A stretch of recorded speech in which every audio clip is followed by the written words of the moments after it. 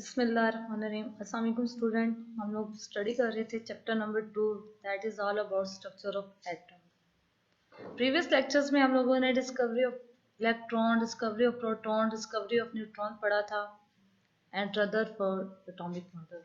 Next जो topic आज हमने स्टडी करना है that is about bore atomic theory. What is the Bohr's atomic theory? Bohr atomic theory is basically based upon the quantum theory of radiations. What are the background of Bohr atomic theory? That's backgrounds are keeping in view the defects in Rutherford atomic model. Niels Bohr presented another atomic theory in 1913 which is called Bohr atomic theory. What are the defects in Rutherford atomic model? जैसा कि हमने previous lecture में पढ़ा था कि classical theory क्या कहती है। According to classical theory of radiation, electrons being the charge particles should release और emit energy continuously and they should ultimately fall into the nucleus. Classical theory हमें ये कहती थी कि जो इलेक्ट्रॉन्स है वो कंटिन्यूस एनर्जी को रेडिएट करते हैं।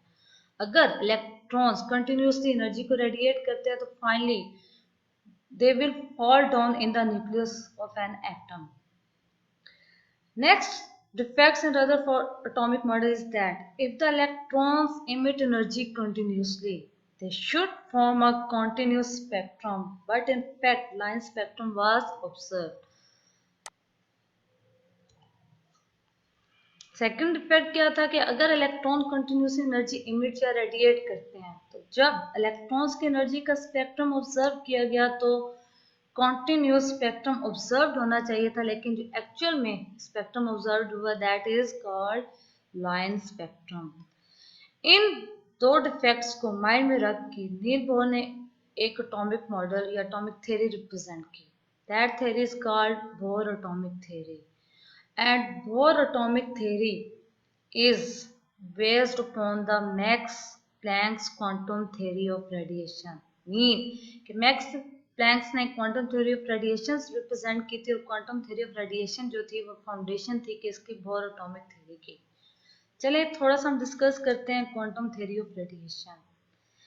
Max Planck's quantum theory of radiation हमें ये कहती है कि जब हम एनर्जी की बात करते हैं तो एनर्जी जो है वो फिक्स फॉर्म में इमिट या एब्सॉर्ब होती है। Quantum mean fixed energy. It is the smallest amount of energy that can be emitted और absorb as electromagnetic radiation. Mean कि जब हम क्वांटम की बात करते हैं तो क्वांटम क्या है? स्मॉलेस्ट अमाउंट ऑफ एनर्जी है दैट कैन बी इमिटेड और absorb as electromagnetic radiation.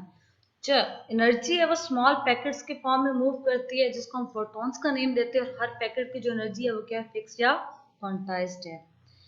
Bohr the energy of revolving electron is according to Bohr energy of revolving electron is quantized. Bohr भी हमें क्या कहता है कि जब हम एक इलेक्ट्रॉन की वो इलेक्ट्रॉन जो सर्कुलर पाथ में around the nucleus of an atom move कर रहा है जिसको हम ऑर्बिटल्स का नेम देते हैं, जब वो रिवॉल्व करेगा तो एक रिवॉल्विंग इलेक्ट्रॉन की जो एनर्जी है वो क्या होती है? क्वांटाइज्ड होती है। क्वांटाइज्ड मीन फिक्स होती है।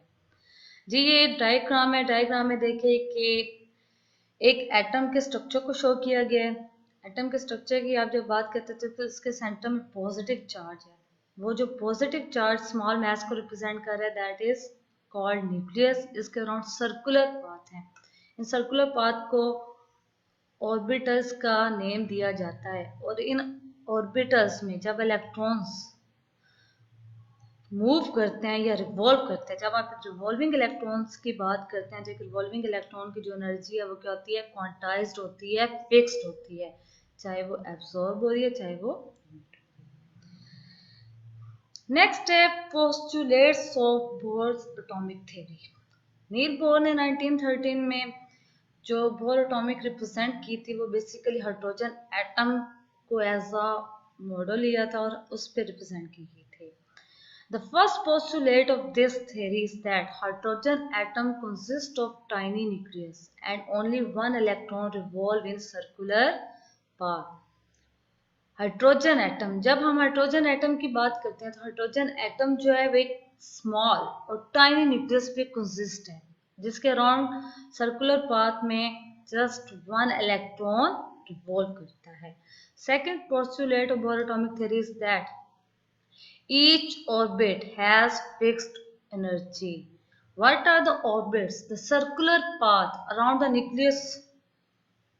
The circular path around the nucleus of an atom in which electron revolved are called orbit. जब हम ऑर्बिट की एनर्जी की बात करते हैं तो each orbit has fixed energy. Her orbit की एनर्जी क्या है? फिक्स्ड है. फिक्स्ड या क्वांटाइज्ड है.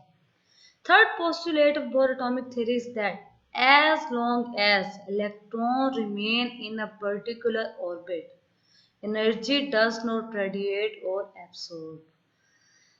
कि जब तक एक इलेक्ट्रॉन अपने पर्टिकुलर ऑर्बिट में रिवॉल्व करता है, तब तक इलेक्ट्रॉन ना तो एनर्जी को रेडिएट करता है, ना एनर्जी को एब्सॉर्ब करते हैं.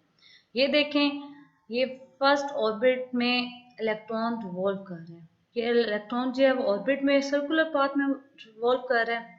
तो जब तक ये इलेक्ट्रॉन रिवॉल्व कर रहा है, तब तक ये इलेक्ट्रॉन ना एनर्जी को रिलीज करेगा, ना एनर्जी को एब्सॉर्ब करेगा. Fourth postulate of bore atomic theory is that energy absorbs when an electron jumps from lower orbit to higher orbit. First of all, I will tell you about higher orbit and lower orbit. ठीक है, हमारे पास एक diagram है. इस diagram में देखें कि electron एक एटम के स्ट्रक्चर को रिप्रेजेंट किया गया है.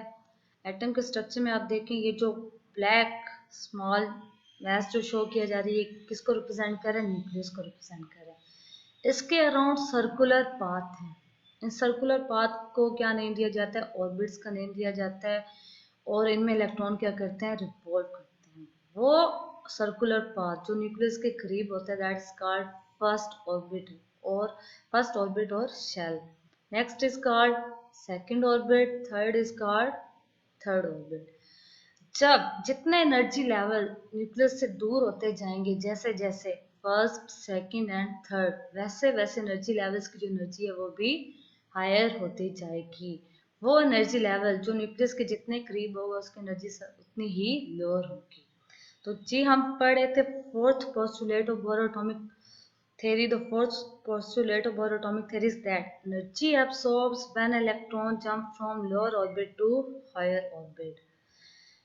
क्या होता है कि जब एक इलेक्ट्रॉन जो लोअर ऑर्बिट में मूव कर रहा है, रिवॉल्व कर रहा है, वो लोअर ऑर्बिट से हायर ऑर्बिट में मूव करेगा, तब एनर्जी क्या होगी? एब्जॉर्ब होगी. एनर्जी एब्जॉर्ब क्यों होगी? क्योंकि जब इलेक्ट्रॉन लोअर ऑर्बिट में मूव करेगा तो लोअर ऑर्बिट की एनर्जी क्या होगी? कम होगी. तो वो जो इलेक्ट्रॉन लोअर ऑर्बिट में मूव कर रहा है, वो खुद को इसी एनर्जी के अकॉर्डिंग ही स्टेबल करेगा. जब एक इलेक्ट्रॉन लोअर से हायर में मूव करेगा, तो जो हायर एनर्जी लेवल है, जिसकी एनर्जी क्या होगी? सब ज्यादा होगी लोअर ऑर्बिट से, तो वो इलेक्ट्रॉन, जब एक इलेक्ट्रॉन लोअर से हाई में मूव करेगा, तो हायर एनर्जी लेवल में इलेक्ट्रॉन खुद को स्टेबल करने के लिए क्या करेगा? अपनी एनर्जी को उस ऑर्बिटल के अकॉर्डिंग, उस ऑर्बिट के अकॉर्डिंग खुद को स्टेबल करेगा. तब क्या करेगा? इलेक्ट्रॉन अपनी एनर्जी को एब्सॉर्ब करेगा.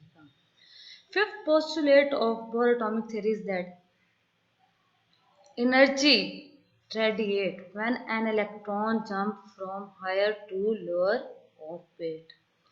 फिफ्थ पोस्टुलेट हमें क्या कहता है? कि एनर्जी रेडिएट होती है. रेडिएट मीन इमिट होती है. कब? जब एक इलेक्ट्रॉन जंप करता है. कहाँ से? हायर ऑर्बिट से लोअर ऑर्बिट की तरफ. देखिए ये थर्ड ऑर्बिट है हमारे पास, ये थर्ड एनर्जी लेवल है. इस थर्ड एनर्जी लेवल की जो एनर्जी है, इन दोनों एनर्जी लेवल, जिसको फर्स्ट एनर्जी लेवल और सेकंड एनर्जी लेवल का नेम दिया जाता है, इनसे ज्यादा है. क्यों? क्योंकि ये जो थर्ड ऑर्बिट है, ये न्यूक्लियस के ज्यादा दूर है.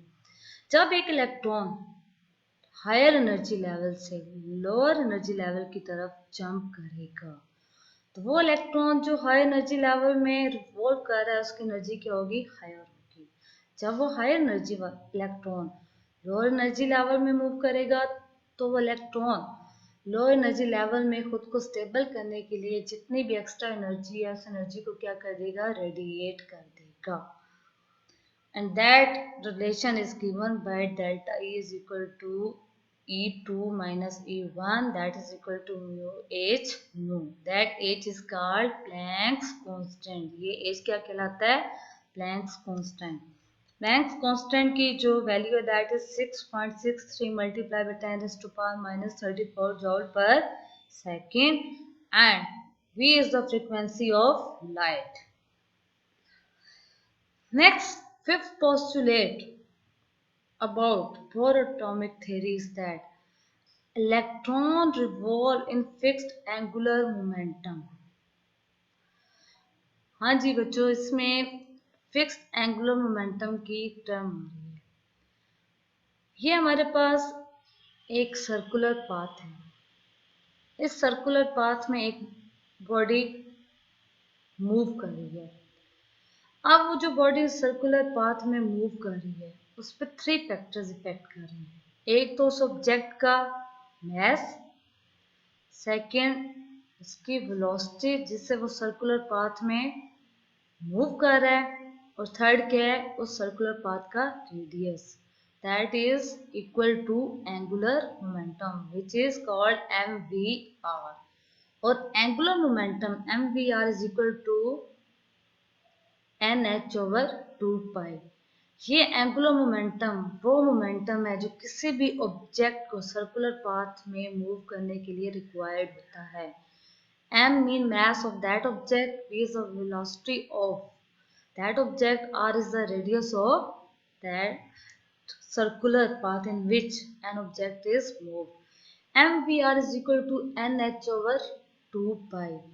जब हम इलेक्ट्रॉन की रिवॉल्वमेंट की बात करते हैं तो इलेक्ट्रॉन रिवॉल्व करते हैं इन फिक्स्ड एंगुलर मोमेंटम में. हर एनर्जी लेवल का या हर सर्कुलर पाथ का या हर ऑर्बिट का जो एंगुलर मोमेंटम है वो क्या होगा, फिक्स्ड होगा. और एक एनर्जी लेवल का जो एंगुलर मोमेंटम है वो दूसरे एनर्जी लेवल के एंगुलर मोमेंटम से डिफरेंट होगा. MVR angular momentum is equal to NH/2π. N is the number of energy levels, H is called Planck's constant divided by 2 into a pi भी हमारे पास क्या एक कांस्टेंट वैल्यू जिसकी value 3.14 होती है.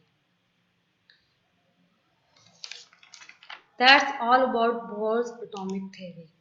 हाँ जी, हमने रदरफोर्ड एटॉमिक मॉडल में क्लासिकल थ्योरी ऑफ रेडिएशंस का थोड़ा सा इंट्रोडक्शन पढ़ा. बोर एटॉमिक थ्योरी में थोड़ा सा इंट्रोडक्शन पढ़ा हमने किसका, क्वांटम थ्योरी ऑफ रेडिएशन का. तो अब हमारे पास इन दोनों थ्योरीज का डिफरेंस है.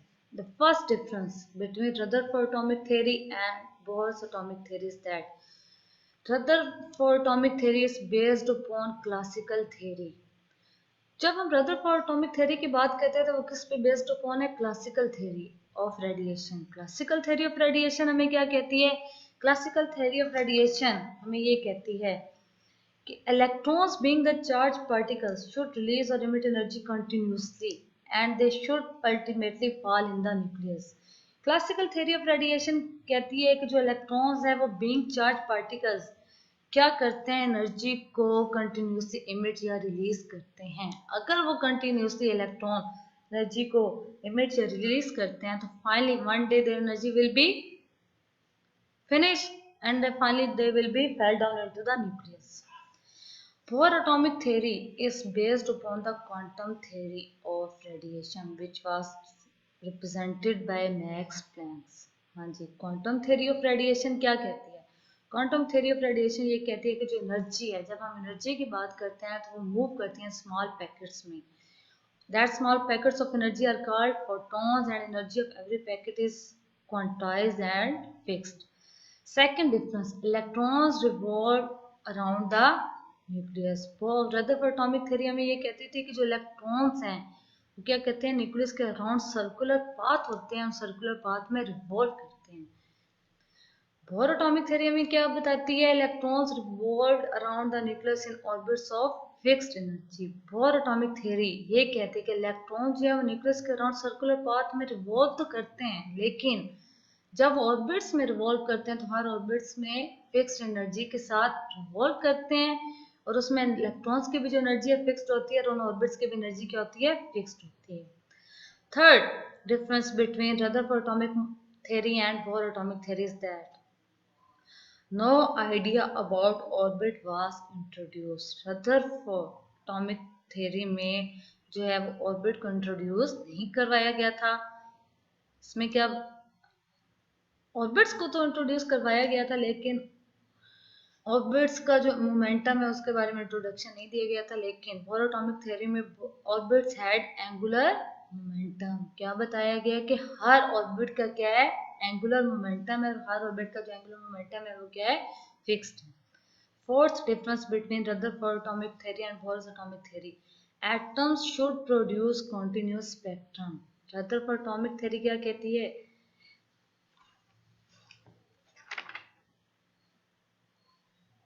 जो एटम्स हैं वो क्या करते हैं, कॉन्टिन्यूस स्पेक्ट्रम को प्रोड्यूस करते हैं। क्यों?